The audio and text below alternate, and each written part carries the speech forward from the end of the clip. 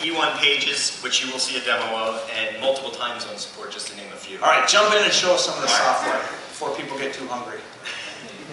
All right, so right when you enter E1, you'll see the new, the new brand. Okay. Okay, this is a landing page? This is a landing page. This is what you used to see is you'd see on the left-hand side, the left-hand navigation, where that's where you would go and launch your applications. We've changed that. We've freed up about 20% of the canvas for the end user and moved that up here to the drop-down menu. Now, why don't you show us some of the navigation then? How does one navigate that? You just point and click, and you can go through your menu system this way. Nice. And now this is more of what you see in modern web applications today. Okay, so what we're looking at here then is an application of Tools 9.1 inherited by the 9.0 app, right? Yep, that is correct. Okay. The splash screen will change based on which apps release you are on, and you also see the Tools release version at the bottom. Okay. So something else that you're probably noticing and wondering about are what are all these tabs across the top? Yeah, I was going to ask, what are all those tabs across the top?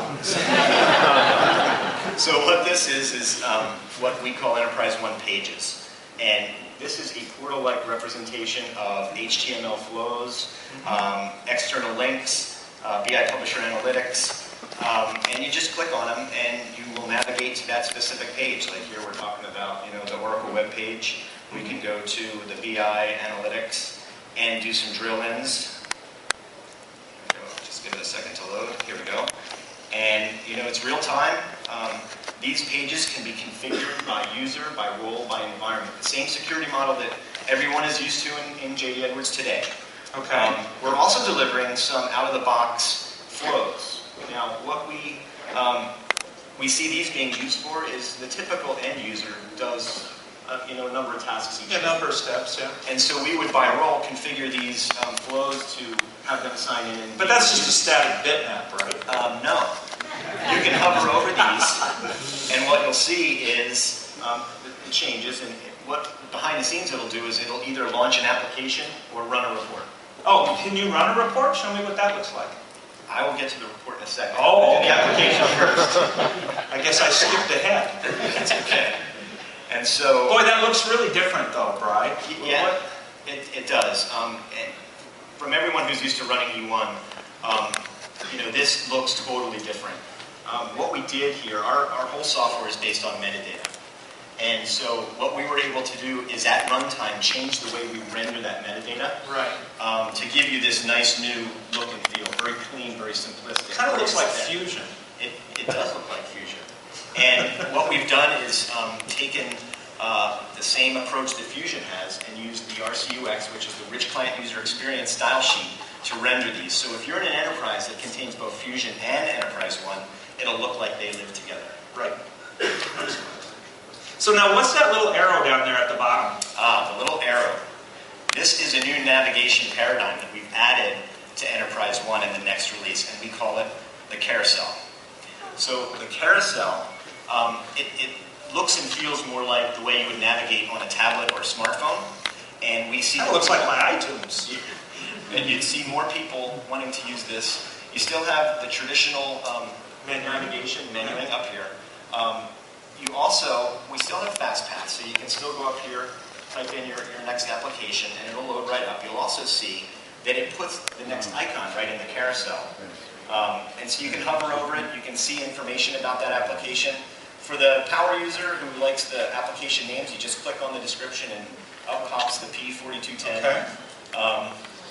We still have favorites. You'll see that tab here as well, where you can launch your favorites from. One thing I want to note as well is between the carousel and the drop-down menu, you see the same three. These things work in concert with each other, so whenever one is updated, they're both updated. Okay.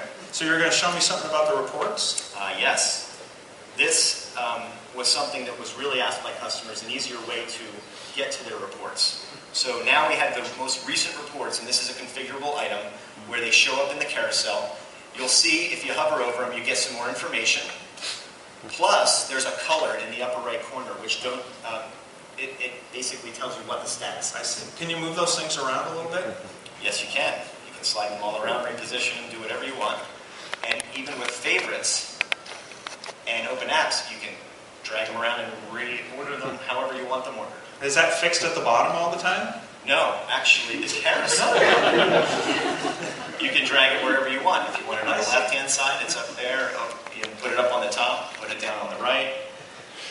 So, Fantastic. yes, and one last thing. This, you have to see this for the most recent reports. I'm going to run a very familiar UBE here. And what you'll see is when I submit this, real time in the carousel, you will get a new icon that pops in, and it's color blue, so you know that it's processing. Ah, so when it's done, it's green. Yep, and when it's done, you can see it turns green now. Very good. Done. Fantastic. So that is carousel, and we think that new nav UI is really going to help in the productivity of the end user. Okay, now I want to make sure that everybody understands this is not shipping software at this point. We're giving you a little view into where we're going here over the next several months.